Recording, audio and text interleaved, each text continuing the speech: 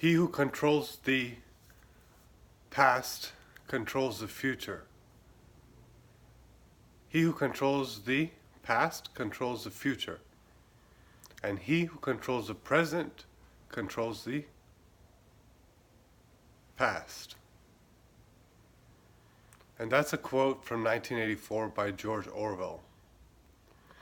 And that's a great book if you want to learn about really what's going on in the world, politically and culturally and socially too.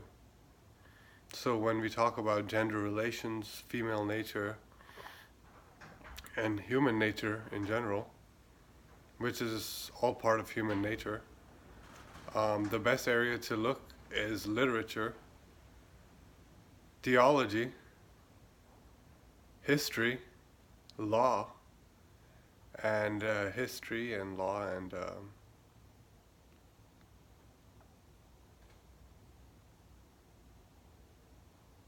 religion, politics, which is part of law,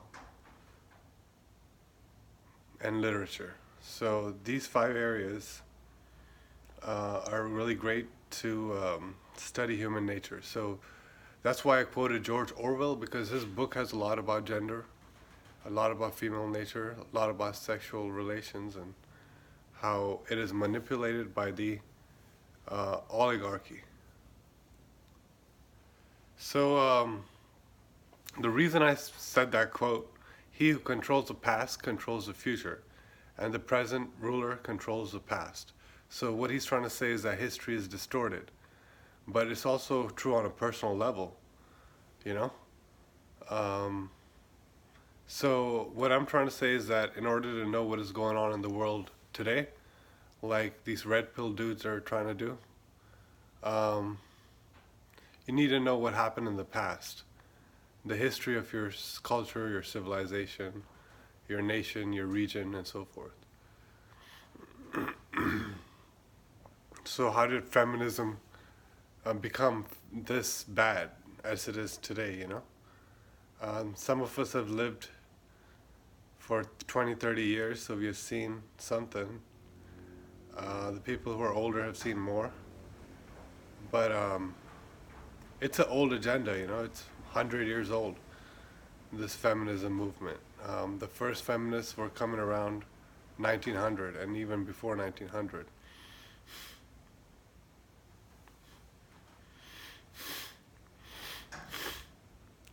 A good documentary is called Century of the Self. And it talks about the cultural and political history of Europe and America of the last century.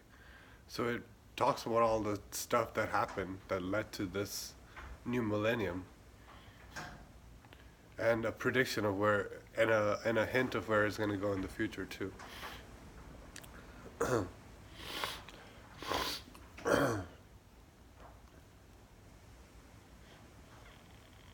So they talk about the Fabian socialists in that movie, in that documentary Century of the Self. They talk about how Fabian socialists created the movement along with Madison Avenue and media and politics. They created this movement of cultural change over the last century, along with the corporations funding it all, and the banks funding it all. So Century of the Self is a good movie to watch. So yeah, when you look at the, you look what they did in that movie, you see how they basically promoted this idea of the self. And I call it the false self, because it's not the true self, the real you. It's a fake you. It's a materialistic, worldly you. It's the you that is programmed by the world and not aware of deeper levels of consciousness. So they created this self, and they created this individual, this new type of individual, not the rugged, old, self-reliant individual, and practical, pragmatic, down-to-earth individual of the past, but a new type of individual who was consumeristic, impulsive, a good robotic slave worker bee, and so forth. So that's all detailed there. In that movie, in that documentary, you also see how they talk about the feminism and how they use feminism to, or this feministic propaganda that appeals to the women who are immature, usually, or selfish, and not principled, basically to create a change that they want, you know. So they show how they created the torches of liberty, and how they brought pretty young women and paid them money in advertising, and they advertised them smoking as a symbol of freedom, you know. And the psychological tactics were also explained in the movie, so that's why it's important to watch. But yeah, they show how they use women to bring on cultural changes in society. I don't think they talked about the white feather girls in that movie, but there's another documentary you could probably watch about that. But that's a similar situation from smoking. That was Century of the Self focused on the Madison Avenue and the advertising aspect of it, along with the political aspect of it. But it gives you insight into the whole control of culture through the media.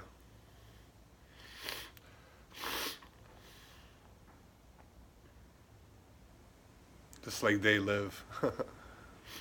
But yeah, so my point that I was thinking of making is that you notice that these cultural changes are about materialism, about superficiality, about a fragmented individualism where everybody is not connected to their real spiritual self, and they're also disconnected from everybody around them. So men and women are to blame for the current state of affairs, you know. We can't just say woman destroyed society, even though the Bible does say that woman is responsible for the original sin, the whole Adam and Eve and the devil.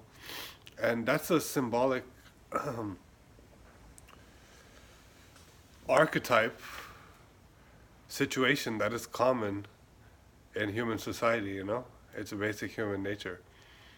How women are more easy to manipulate. And because they're not as, I don't know, they're more worldly, I guess. So they can manipulate the men, and the men can fall from grace of God and into sin. So Hindus also say that woman is a gateway to hell. But only certain women. I mean, marriage is also considered good. And that's another thing you learn about in the Bible, is your responsibilities as a human being in the sexual realm. Feminists want to say that, oh, it's my body, but no, it's not your body, because your body is connected to other bodies, and it's the results of your body can have a powerful impact on society by the type of child you give birth to. So it's not just my body, my choice. It makes no sense. And you observe in the animal kingdom, it's not, people don't see it like that. My body, my choice. Although animals, insects, they're pretty much programmed to act in a certain way. And humans are just, our programming is just being hacked by the aliens, so to speak.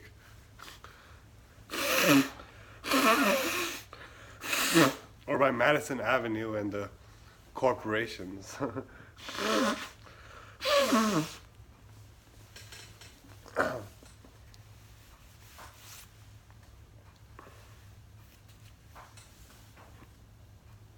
So yeah, men, according to the Bible, are supposed to love their wives, and wives are supposed to respect their husbands.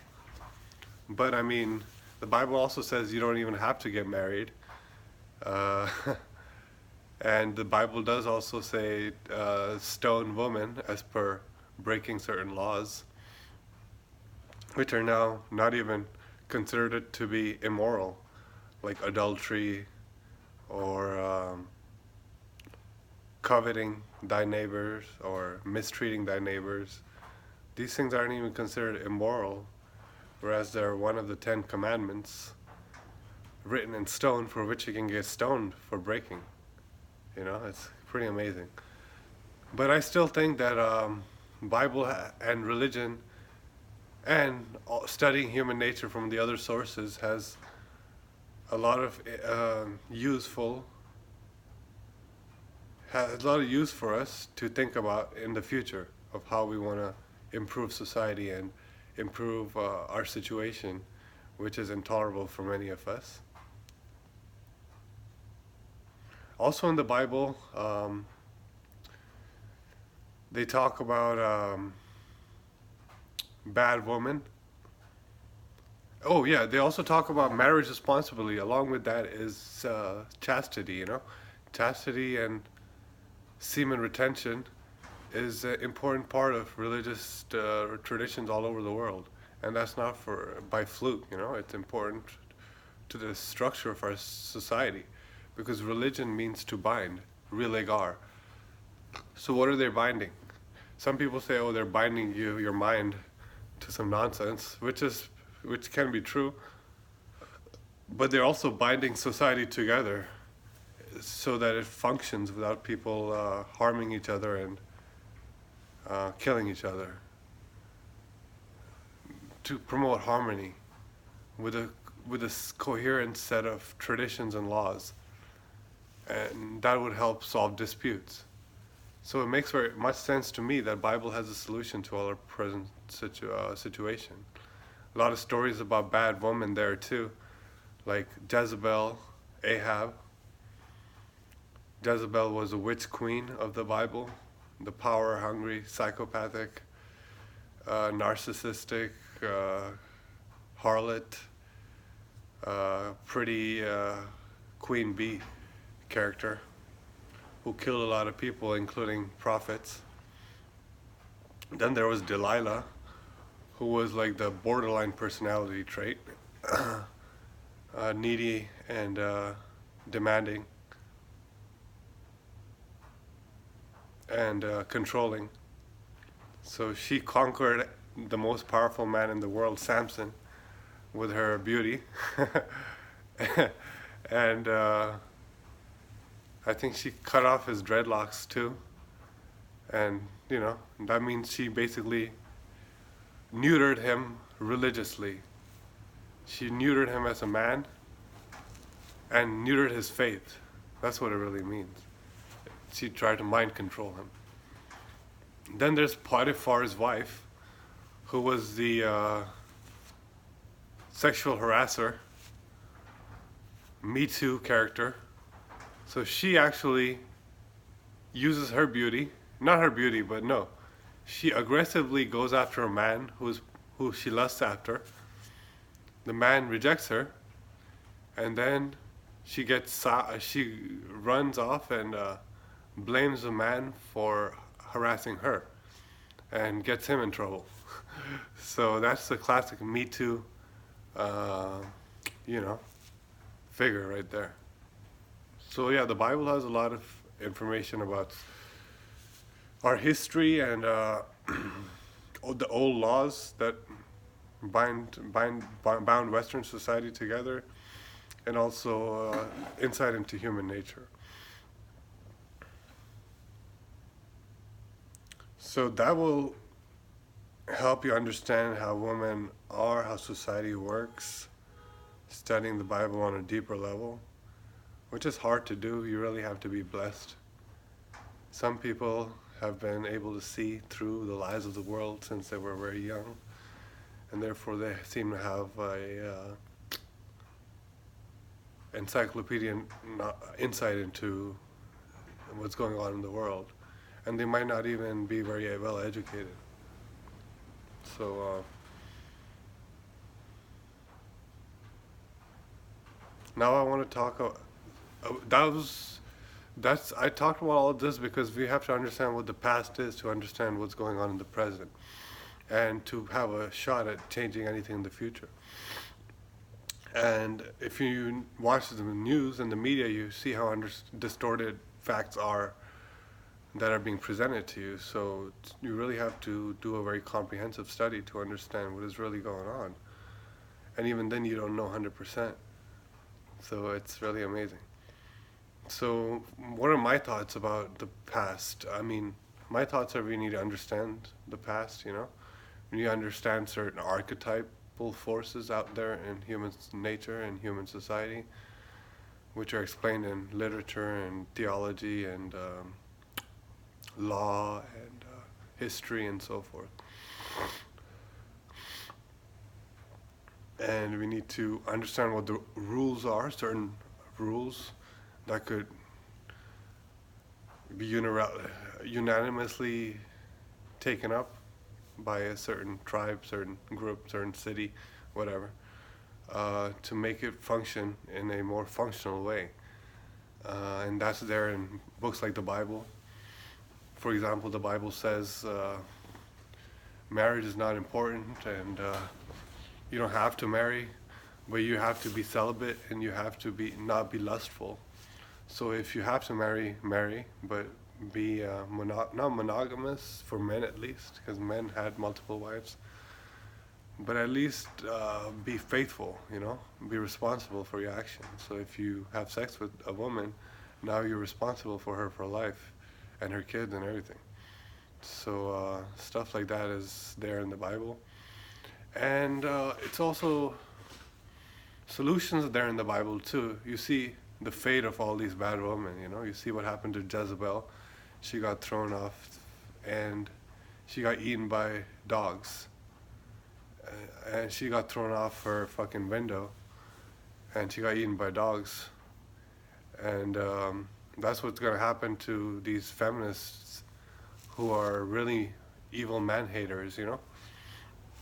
They're basically going to be living alone, or lesbians, and never going to have a bond with a man who's going to take care of them and protect them and mature and help her grow. So eventually, when she's 50, 60, she's going to die alone, and her dogs are going to eat her, you know, or her cats are going to eat her. So it's kind of true, all those things. So the Bible, people say it's extreme violence and sex, but that's what human nature is, you know. It explains these forces of human nature through these individuals. And I have a lot to learn. Right now I'm just reading the New Testament, and it's really wonderful. It really frees you from the shackles of the world to understand these things. But yeah, Bible has a solution because it has the laws that used to work in the past. But I also think Islam has some insight that we should look into, because they also have a functional civilization, and they're a newer prophet than Jesus. So it's a newer time, you know, a few centuries after. So, for example, Islam talks about how to discipline an unruly wife.